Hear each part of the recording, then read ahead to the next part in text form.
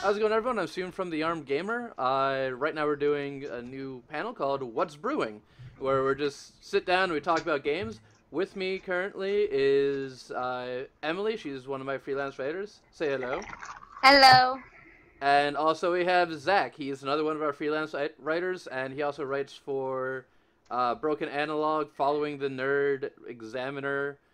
He just whores himself out to anyone who'll, take him. Say hi, Yeah, Zach. pretty much.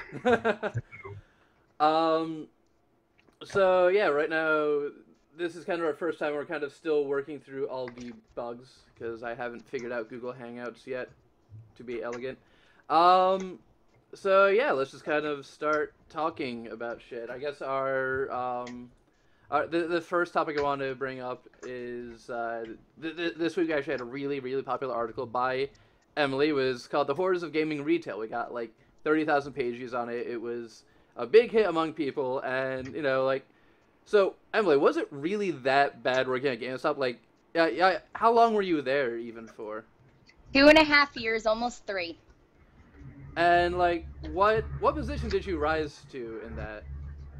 I got all the way up to assistant manager, and I was supposed to be holiday help. So the fact that I was the only one there after holiday, and then I just kept going up and up, was cool. But it had to be like the last year when we started coming under new management. Just shit got ridiculous. Yeah, and you said that like one of your previous managers, um, they like were even denied the ability to go coach their son's uh, championship football game, right? Football, yeah. I still talk to him a lot too, and he was very happy that I'm not there anymore. But I remember, we were getting ready for, I don't even remember what event it was, and he never worked Sundays because he always does practice and games and everything like that. And they were so adamant about him being there, and he was trying everything. Oh, can I come in early? I'll open up early, I'll leave, and then I'll leave Emily there, and then I'll come back. And they were like, okay, if you do that, we're just going to write you up. You're going to get a first and final, end of story. And he was with the company for 10 years. He had never had any issues. And they were just like, nope. Wow, and that, I think, yeah, that was a big deal for me because I was like, oh my God, they're denying him something for his family. Like, are you serious? Mm-hmm.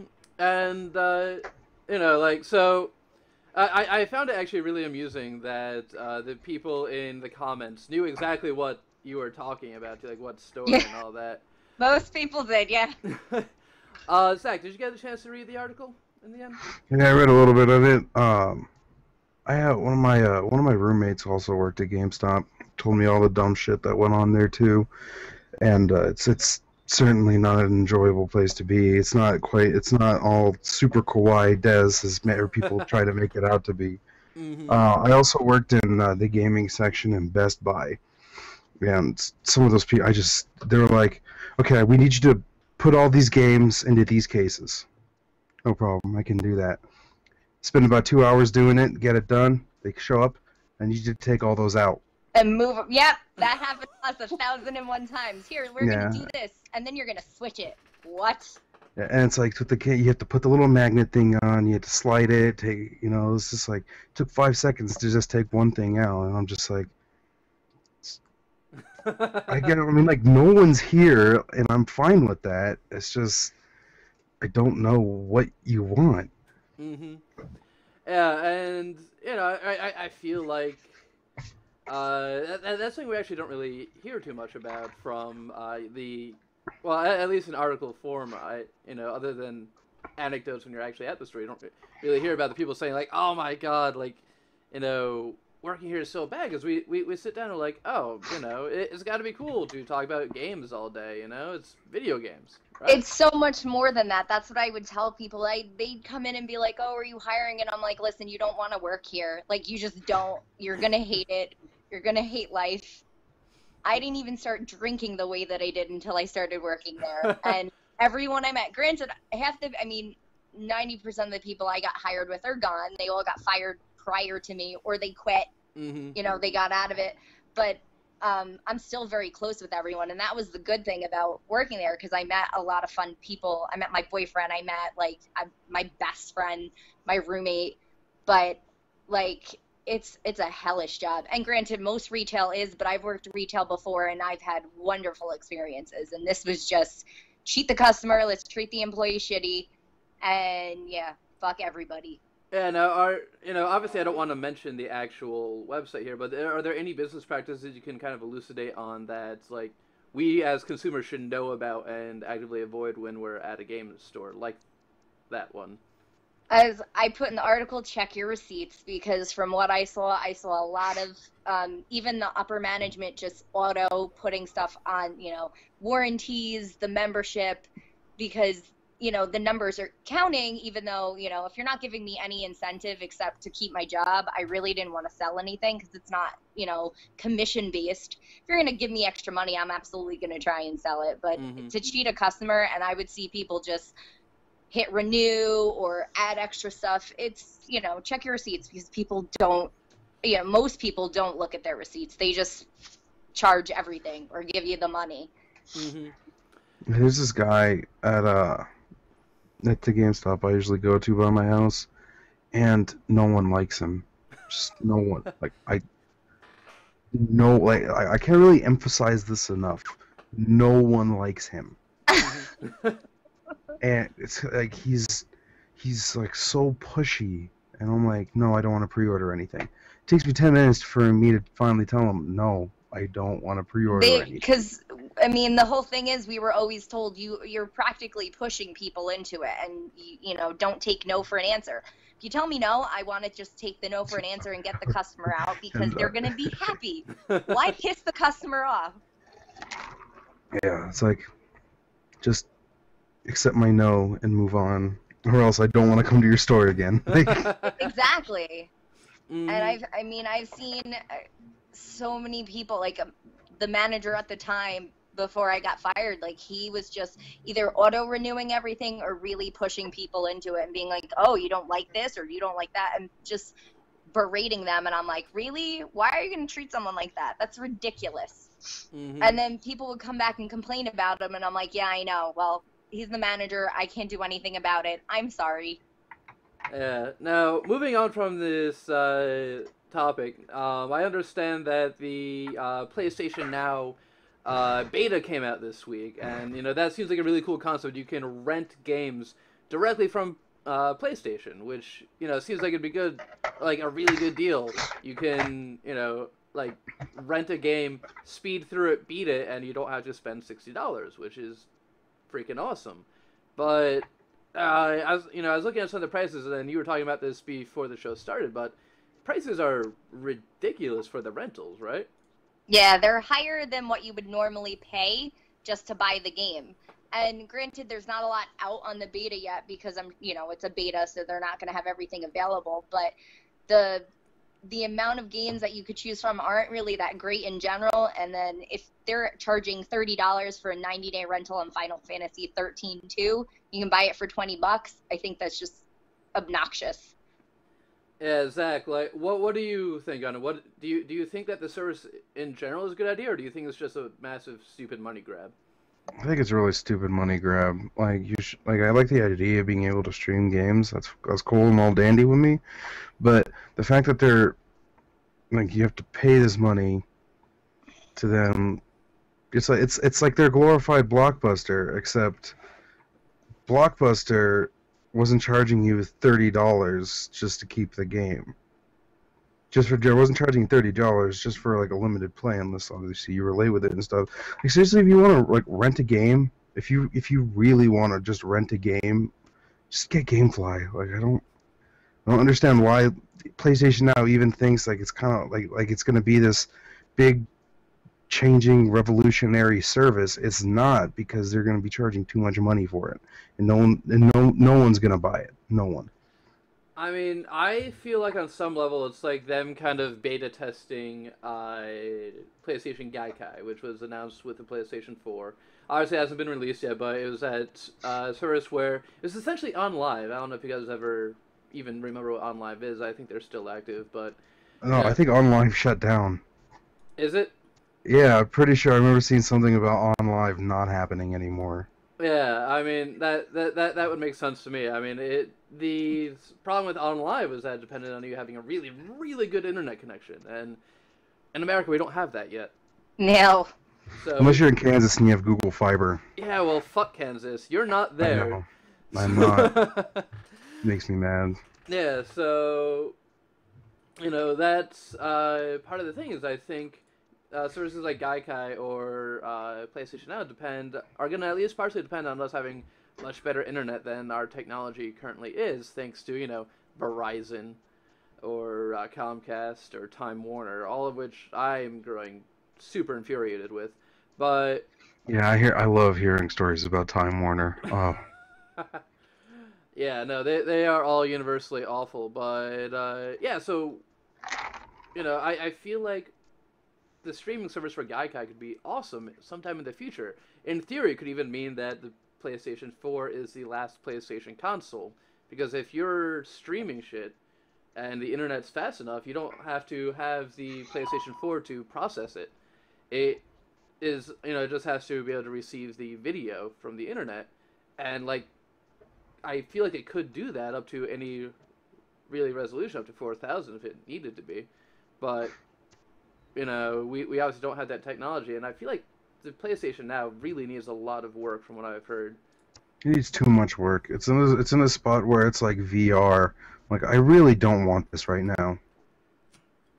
If the prices don't drop, it's not going to be worth it at all. And I was excited because, I was hoping to get some of the older, like, RPGs and stuff. But if they're going to charge that much money, it's just not worth it. I'd rather go back to my retro stores and get, like, a regular PlayStation and stuff like that. Like, screw that.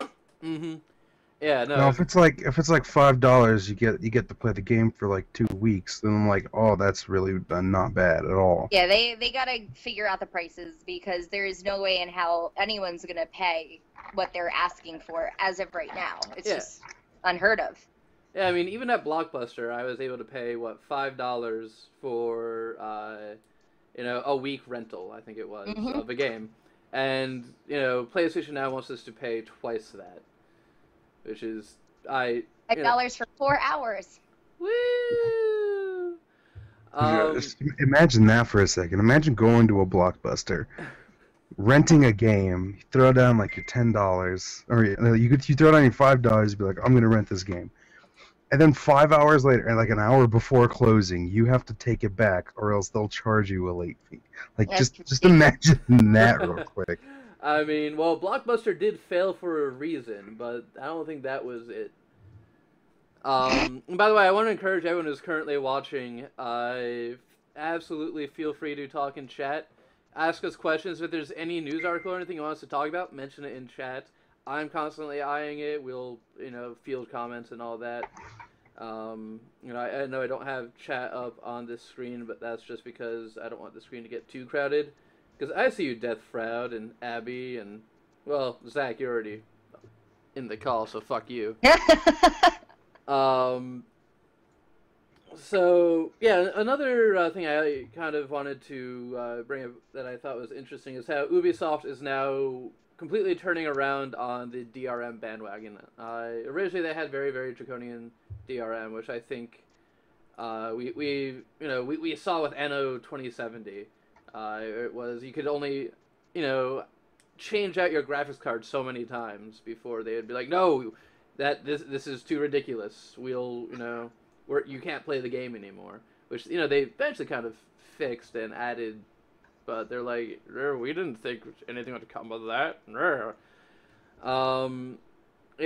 But this is kind of, the quote is, I don't want us in a position where we're punishing a player for what a pirate can get around.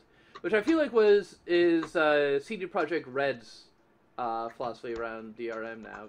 I think Witcher 1, they had some pretty awful DRM, but now, like, with Witcher 2 and obviously Witcher 3, and their entire philosophy behind GOG, which is Good Old Games, they've completely circle back on that. Do you guys think this is going to be something new to the industry? Like the industry as a whole is going to get rid of the draconian DRM on games, or is it, or is this just one company just kind of saying something to try and get favor from gamers? It's just a company trying to say something. Yeah, it's definitely the company.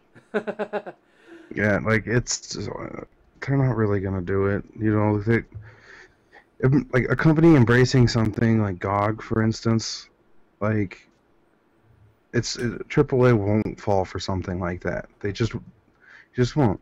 Square Enix isn't gonna be like, we're gonna make all of our stuff only available on GOG. That's not gonna happen. It just Well, won't. While I really want it to happen, because it's like, while I love playing Steam, while I have 500 plus games on Steam, the fact that they can be like, oh well, we don't want your account around anymore, they can just close the account and I can't do anything about it. But with GOG.com, they can close my account as long as I still got those RAR files. I can still play my games. Whereas something different with Steam now. Odds are Steam is like doesn't really have any reason to shut anyone's account down for no reason, and it's just a common sense kind of thing. Along with it, a company would rather publish something on Steam where they control the playability of a game, as opposed to GOG where they just sell the game and that's about it. I think it's like a company control issue, but I'd like to see GOG get more popular. I really would, but it's going to be a while. And with Ubisoft saying all this, I think they're just trying to garner extra help from fans just because of their whole female assassin debacle. Yeah. yeah, I assume you guys, Emily, you know about the female assassin debacle, right? I did, but you know what? I don't know. People get all pissy, and maybe it's just because I just don't look at things that way. Or, oh, we need a female this, and we need a female now. I just don't care, and I don't think in that way. It probably is because I had two older brothers, and I was the one that was playing in dirt, and I didn't really start wearing dresses till a couple years ago.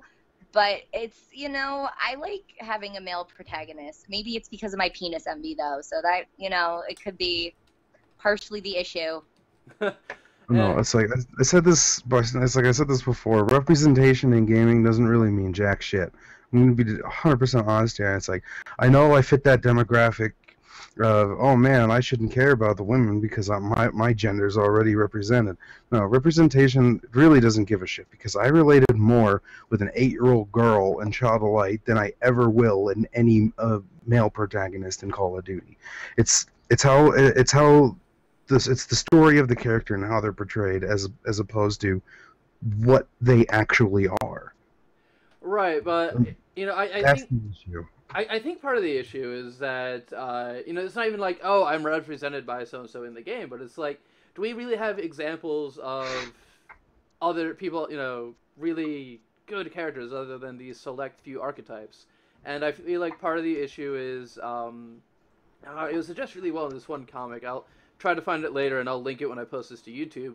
It was this comic about this thing we do where we gender swap game characters in some art, where people draw Mario as a girl or Peach as a dude. And it's just this thing where, like, some people like to dress up as their favorite characters, and it's really hard when your favorite character is either, Bayonetta or Mario to really, like, kind of express yourself as that character if you don't really fit that archetype. I can, like, trim all of this, put on overalls, and I'm already fat enough I could be Mario. But I'll like, just be a gender swap fat princess. I'll be Fat Prince. do it. Be Fat Prince. I would love to see a cosplay of Fat Prince. Interestingly enough, I'll have to send you the link, but there is a cosplayer I follow, and he does a lot of gender bending cosplays where I saw him dress up as Fang from Final Fantasy 13. Mm-hmm. He just recently did the Little Mermaid as a male version because it's becoming a big thing in Disney too. Yeah, I'd have to pull it up on my Facebook. He and interestingly enough, they've been doing it a lot with Disney characters, switching around all the princesses and making them into dudes. Because I'm a big Disney nerd. But yeah, so there is one cosplayer who does it quite a bit, and he does a lot of female characters, and he does it well because he made a really good Fang, and I was like, holy shit. Like, he's supposed to be really girly, but he made it work. It looked awesome. Now, just for my memory, who the hell is Fang? Oh, Fang is the chick. She's one of the chick. girls, and she's in all Oh, blue. fancy. She looks kind of tribal. Okay. That makes more sense. Is that your dog? No, God, that's it's actually. my roommates. I was gonna say it's definitely not Brillo, because Brillo's sitting right next to me. I know, it's the roommates, and it's out in the living room. Yeah, He barks at stuff. Deathbrad, you are correct. There are traps everywhere. I was actually at Otakon one year, and I remember I was hanging out with some dudes, and like we saw this like girl in a Lolita outfit. She had like this long ass length blonde hair and like this black skirt sort of thing. And like one of my friends was like, dude. I'm gonna go up and hit on her. And I just walks up, taps her on the shoulder. She turns around. She has like a full goatee. Oh my god. See, there was I fell over laughing. It was the best thing ever. At Comic-Con last weekend, there was a Master Roshi there, and my roommate wanted to go over and get a picture, and he's like, "Wow, thanks for the picture," and the person goes, "Yeah, no problem," as a chick. She had like bald cap and did not look anything like a chicken. It was just Master Roshi. That is amazing. And yeah, and so he was, and she goes to the other Colorado conventions too. But I thought I wasn't there for that, sadly, but thought it was pretty funny. Mm-hmm. I don't know. It's just like I think people are angry at representation in gaming as in the wrong way. They're focusing too much on like the individual problems and not so much as like the actual problem. So they're worried. They're focusing too much on female representation rather than the human representation. Well, that's it's like, all about character building and things like that. Whether Yeah. you're male or female really doesn't, to me at least, Yeah, really it bother doesn't me matter. either way. It's the character and how they're written. It shouldn't be what they look like, unless that plays into a factor. But I don't know. I don't care either way. You don't see me yelling at Epic Games because they don't have a fat guy as a COG member. You know, it's like I don't think I'm misrepresented just because I'm a fat guy. You know, so it's just like I understand all the problems, and I understand that there should be more female characters. I don't see why, but it's like it's the same problem as it is in like comic books, and people get mad at stuff like that too. Well, I mean, just saying it's the same problem in comic books doesn't stop it from being a problem. Yeah, but I mean, I think you see people it have everywhere. slowed it down on comic books. I think you see it a lot, though. Only lately have you seen more like fantasy novels have a female as the main character. It's usually always a dude. Mm-hmm. And now they've really started to hit, and not counting like gross Twilight. I'm talking about like other books. Like I just started reading something called The Lunar Chronicles, and it's a twist on Cinderella, and she's a cyborg. Like, oh, it's fantastic. So like those type of things, they're relatively new. You didn't see that very often. It was always a male perspective, and but either way, I think I always loved Frodo more than any other book character that I could ever read. It doesn't matter, it's Frodo, and Yeah. I sympathize with him and Sam, so Mm-hmm. it's not about gender. Speaking of good fantasy novels, by the way, that star women, there's one that's been around for a while. I highly recommend it. It's a series. The first book is called Sariel. The second one is called Lyriel. I forgot what the third one is called. But really good books. I highly recommend them to anyone who's watching.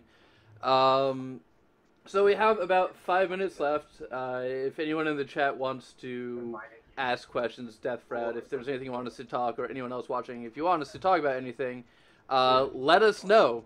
And we can address that in the last few minutes. But until then, one thing that I find amusing, actually, is that EA has recently finally called the Battlefield 4 launch unacceptable, which I find to be an interesting move right after they announced Battlefield Hardline, and, a little bit before we're going to get it, which I am disappointed in as a standalone title. I feel like that could be a mod or an expansion to Battlefield 4, but it looks like they're abandoning Battlefield 4 entirely, saying, oh shit, that was bad. Our next Battlefield game is going to be better. Get that, because that won't be unacceptable. No, Brillo! There goes my dog. That would be my roommate's home. Alright. Oh my goodness.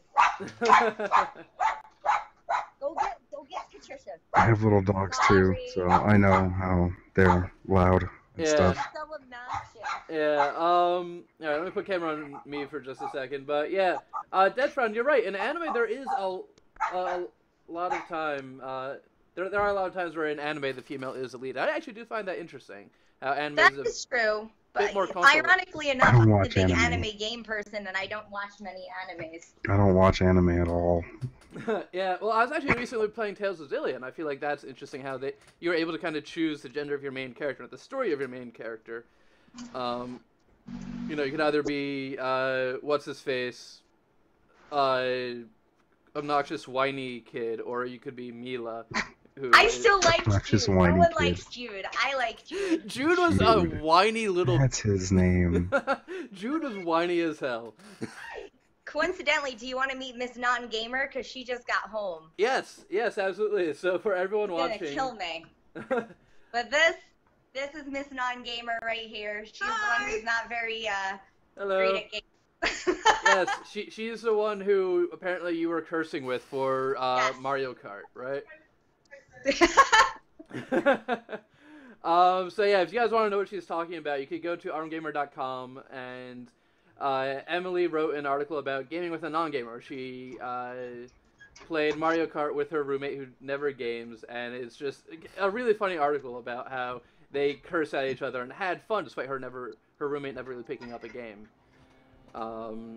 I wasn't allowed to open it until she got home because it would have been an unfair advantage. Yes, exactly. And Original Kaiban, you're right. The worst...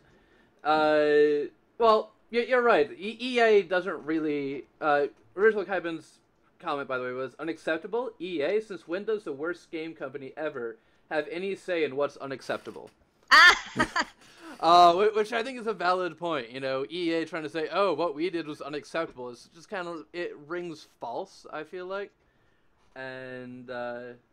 I saw this picture about EA some time ago, and I thought it was hilarious. It was talking about how, you know, this Mass Effect game is really good, or, you know, the new Dragon Age is amazing. But say they're published by EA and they're going to be the worst things ever, like. They have this stigmata where it's not as like You mean it's stigma? not as bad as people say. I think you mean stigma. Stigma, yeah. Stigmata is where you have, you know, Yeah, wounds. yeah. Okay. I'm tired and I feel like shit. They have like the social stigma in gamers where it's just people like to hate on EA just because that's the thing to do, and there's other situations where companies have done a horrible job too. It's like Gearbox and Aliens Colonial Marines. You know, that was a horrible thing, but you know, you don't hear people calling Gearbox horrible. You hear them calling the publisher horrible, and I always thought that was a little interesting. But I don't think EA is as bad as people think it is. I just think that EA is bad if they in-home develop their own games. Yeah, well, when they act as publisher for BioWare? games that people love, like BioWare, you know, like people love EA when it's associated with BioWare, but that's like it. And I'm just like, you guys need to just not. You need to praise the right people. right, And when a game's bad, they blame the publisher. When the game's good, they praise the developer. Right. Well, one thing I think I kind of disagree with you on is the fact of EA when it's BioWare. I feel like people really hated BioWare when they got bought out by EA. So what you end up with is this thing where Mass Effect 1 was awesome, and then Dragon Age 1, like Dragon Age Origins, people really liked that game. But, you know, BioWare got purchased by EA, you saw Mass Effect 2 and Dragon Age 2, and I feel like there were very large quality differences between the two. I don't know. You know, I feel like people probably wrongly blame EA for that, because I feel like that was just a BioWare focus shift on their part. They wanted to make games more fast-paced, more action-oriented than what they previously were. I didn't like Mass Effect 2's gameplay at all. Exactly, and that's what I'm talking about. People were, Mass Effect 2 felt faster than Mass Effect 1. You know, Mass Effect 1, you're a bit more slow, and you could, it felt like you were maneuvering more. Mass Effect 2 seemed like you were just charging in with your abilities. And Dragon Age 2, like, they really cut down a lot on the customization of everything. Everything felt You missed confined. out on a lot of stuff. Like, you couldn't, whereas one had you had so many choices. No matter what you chose in the second one, you got the same ending. And I was like, well, that's stupid. Yeah, exactly. And I feel like that's part of, I feel like that's wrongly placed on EA. I feel like that was actually a conscious BioWare decision. We are going to turn our games into something faster than what BioWare's been known for. BioWare was known for Baldur's Gate, which Dragon Age 1 actually played a lot like. Dragon Age 1 played a lot like that top-down ARPG sort of thing. But, Mass Effect, but Dragon Age 2, they just took everything out. It felt like Dungeons and Dragons 4, but worse. Which I'm talking about Dungeons and Dragons 4.0, the game system. But yeah, I don't know. I just feel like I don't think that's necessarily EA's fault. People at BioWare swear up and down that EA doesn't dictate what they should put in the games. I don't know how true that is. I will take them on their word for that. But I don't know. What do you guys think for that? No, it's EA hate is typically misdirected in the wrong direction. I just double repeated myself pretty much. Yeah, it's directed in the wrong ways, and that people will just hate on EA just because it has the EA name. Mm-hmm. And it bugs me, and it's really boring. And I'm like, oh my god, I hate EA. I'm like, I don't want to talk to you now. Well, I mean, the fact that it's voted the worst company in America twice in a row. Yeah, when there's really way other companies. Bank of America was stealing people's homes. Yeah, Bank of America was stealing people's homes. Shit like J.P. Morgan and Chase, and you got there's so many other companies that are way worse than EA. Yeah, EA doesn't finish their games and they still expect you to buy it. That's not like you're poisoning your customers, like Monsanto does or something. So it's just like, EA, worst company. Okay, I'm glad it didn't win last year though. Oh yeah, no, Comcast. The won most that recent one, right? Comcast won, and I can actually agree with that one to some extent. Yeah, I mean they provide terrible customer service and actively are trying to destroy the internet. Yeah. So, all right, I think that's enough for today. We've run a bit over a half hour. So, for everyone watching, again, I assume from the Armed Gamer, this is what's brewing. If you haven't already, follow me on Twitch, subscribe to me on YouTube, follow on Facebook, all the social media shenanigans. Again, with me today was Emily, who's a freelancer, and Zach, who's another freelancer of ours. Both of them are regular contributors. So, Zach, smile or at least acknowledge something. Okay, there you go, buddy. I hope you guys enjoyed. We'll be on again next week to talk about gaming news that happened, anything we kind of missed. And just make sure you guys are on. We're going to try and stream about 5:30 or so. So, hope you guys enjoyed, and we're out. Peace. Short hours between